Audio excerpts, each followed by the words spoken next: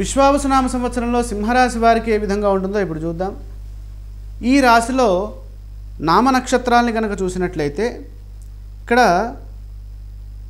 మా మీ మూ మే మఘా నక్షత్రాలు అక్షరాలు ఇవి. మా మీ మూ మే, మో టా టీ టు పుబ్బా నక్షత్ర అక్షరాలు. అలాగే టే ఇది ఉత్తరా నక్షత్రం 1వ పాదం. అంటే మనకి ఒక రాశిలో 9 పాదాలు ఉంటాయి. ఇక్కడ మనకి మఘ, పుబ్బ, ఉత్తరాహ పాదం, సింహం. కాబట్టి ఇక్కడ ఈ అక్షరాలు ఇప్పుడు ఏవైతే చెప్పామో వారందరూ ఈ సింహరాశినే చూసుకోవాలి. ఈ సంవత్సరము సింహరాశి వారికి 25% మాత్రమే శుభ ఫలితాలు గోచరిస్తున్నాయి. కారణం ఏంటి అంటే దేవగురువైన బృహస్పతి ఒక్కరే వీరికి రక్షణగా ఉన్నారు. మిగతా గ్రహాలన్నీ వ్యతిరేక ఫలితాన్ని సూచిస్తున్నాయి. ఇక్కడ దేవగురువైన బృహస్పతి లాభస్థానంలో మే 14 నుండి అనుకూలంగా ఉన్నారు. ఆయన సంవత్సరాంతము అంటే ఆయన రక్షిస్తూ ఉంటారు. అదేవిధంగా అష్టమంలో శని. ఇప్పుడు ఈ సింహరాశి వారికి అష్టమ శని దోషము ప్రారంభమవుతుంది. దాన్ని దృష్టిలో పెట్టుకోవాలి. అష్టమంలో శని ఉన్నప్పుడు ఆర్థికంగా, ఆరోగ్యపరంగా, తర్వాత ఆలోచనాపరంగా, తర్వాత సమాజంలో పేరు ప్రతిష్టల పరంగా జాగ్రత్తగా ఉండాలి. తర్వాత రాహువు అష్టమ, సప్తమ రాశుల్లో సంచారం చేస్తున్నారు. అది కూడా వ్యతిరేక ఫలితాన్ని సూచిస్తుంది. కేతువు ఫలితాన్ని చూస్తే ద్వితీయ జన్మరాశుల్లో అది కూడా మిశ్రమ ఫలితాన్ని చూపిస్తుంది. మొత్తం మీద గురువు తప్ప మిగతా గ్రహాలన్నీ అనుకూలంగా లేవు. ఓవరాల్గా చూస్తే 25% అనుకూలంగా చూపిస్తోంది. విశ్వావసునామ సంవత్సరంలో సింహరాశి వారు తగు జాగ్రత్తగా ముందస్తు ప్రణాళికలతో జాగ్రత్తగా వెళ్తే సరిపోతుంది. ఇక్కడ ఆదాయ వ్యయాలు సరిసమానంగా అత్యధిక సంఖ్యలో ఉన్నాయి. అంటే ఆదాయము 11, వ్యయం 11. అంటే ఎంతైతే వస్తుందో అంతా పోతుంది అనేటటువంటి ధోరణిలో ఇక్కడ చూపిస్తుంది. కాబట్టి మనం జాగ్రత్తగా అంటే వచ్చిన దాన్ని పెట్టుబడి రూపంలోకి మార్చాలి. అంటే అనవసర ఖర్చులకు కాకుండా పెట్టుబడి రూపంలోకి మారిస్తే ఇప్పుడు ఎట్లాగో మనకు అనుకూలంగా లేదు కాబట్టి కాలం ముందుకు సాగాలి. అది భవిష్యత్తుకి అనుకూలమైనటువంటి ఫలితాన్ని ఇస్తుంది. ఇక రాజపూజ్యము 3, అవమానం 6. సింహరాశి వారికి అదృష్ట యోగం 25% మాత్రమే ఉంది. ఆదాయం చాలా బాగుంది. ఆదాయానికి తగిన ఖర్చులు కూడా ఉంటాయి. కాబట్టి వచ్చిన ధనాన్ని మంచి పనులకై సద్వినియోగం చేసుకోవాలి. గృహ, భూ, వాహనాది అంశాల్లో కలిసి వస్తుంది. చర స్థిరాస్తులు వృద్ధి చెందుతాయి. సంపాదన పెరుగుతుంది. రాజపూజ్యం కంటే అవమానం అధికంగా ఉంది కాబట్టి వివాదాలకు దూరంగా ఉండాలి.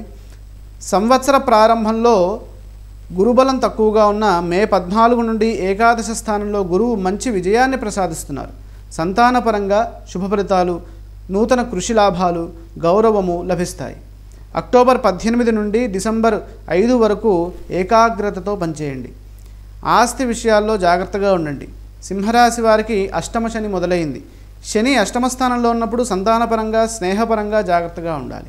ఏ విషయాన్ని లోతుగా ఆలోచించి మానసిక ఒత్తిడికి గురి కావద్దు. అంటే మనం ఆలోచన ఎట్లా చేయాలి? మనకి దేవుడు ఈ జన్మనిచ్చాడు, ఈ జన్మని ఉన్నత స్థితికి ఎలా తీసుకెళ్ళాలి అనే విధంగానే మన ఆలోచనలు ఉండాలి. కానీ భావిలో కప్పలాగా చిన్న చిన్న విషయాల్ని ఆలోచిస్తూ అక్కడ ఉండిపోకూడదు. అది ఇక్కడ సూచిస్తున్నాడు. ఇలాంటివి ఎందుకు చెప్తున్నామంటే అష్టమంలో శని ఉన్నప్పుడు ఇలాంటివే వస్తాయి మనకి మనసులో. అలాంటి నెగిటివ్ ఫీలింగ్స్ ఏవి రాకుండా చూసుకోవాలి. రాహువు, కేతువు సహకరించట్లేదు కాబట్టి ఆలోచనల పరంగా జాగ్రత్తలు తీసుకోవాలి. ఆర్థిక నష్టం కలగకుండా చూసుకోవాలి. అంటే ఒత్తిడిలో ఏ నిర్ణయం తీసుకోరాదయ్యా సింహరాశి వారు ఈ సంవత్సరం. అంటే మనం ఏ పని చేస్తున్నా, ఏ పని చెందుతున్నా శాంతంగా మన మనస్సు ఉన్నప్పుడే నిర్ణయం తీసుకోవాలి. అంటే ప్రెజర్లో తీసుకునే నిర్ణయము అనర్థానికి దారితీస్తుంది అనేది శాస్త్రం తెలియజేస్తుంది. ఈ ప్రెజర్ అనేది ఎక్కువగా ఉంటుందనేది ఇక్కడ సింహరాశి కనబడుతోంది. సింహరాశి వారికి ఈ సంవత్సరం విద్య, వృత్తి, ఉద్యోగ, వ్యాపార మొదలైన విషయాలు ఎలా ఉన్నాయి చూస్తే పోటీ పరీక్షలలో మంచి ఫలితాలు సాధించే విధంగా కృషి చేస్తే అద్భుతమైన విజయం లభిస్తుంది. కారణం లాభంలో గురువు అనుకూలంగా ఉన్నారు కాబట్టి కొద్దిగా వీరి ప్రయత్నం చేసినట్లయితే దైవబలంతో చాలా చక్కటి శుభ ఫలితాలు అందుకుంటారు. వృత్తిలో ఉన్నత స్థానాలు పొందే అవకాశం ఉంది.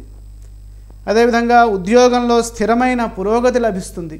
ఉద్యోగంలో చాలా అనుకూలమైనటువంటి ఉన్నత స్థానాల్ని అధిరోహిస్తారు. ఎందుకంటే ఎవరు సహకరించినా సహకరించకపోయినా గురువు ఒక్కడు సహకరిస్తే చాలు, సంతోషం. ఎందుకంటే ఆయన అన్నీ ఉన్నట్టే, దైవబలం ఉన్నట్టే. దైవబలం ఉంటే అసలు ఏమీ అవసరంలా, గ్రహ దోషాలన్నీ పక్కకి పోతాయి. అది. తర్వాత వ్యాపారంలో లాభాలు ఉంటాయి, పెట్టుబడులు జాగ్రత్తగా పెట్టాలి. అంటే 1-2 సార్లు ఆలోచించి నిపుణుల సహకారం తీసుకుంటూ ముందుకు సాగాలి. ఆర్థిక లాభాలతో పాటు ఖర్చులు కూడా పెరుగుతాయి.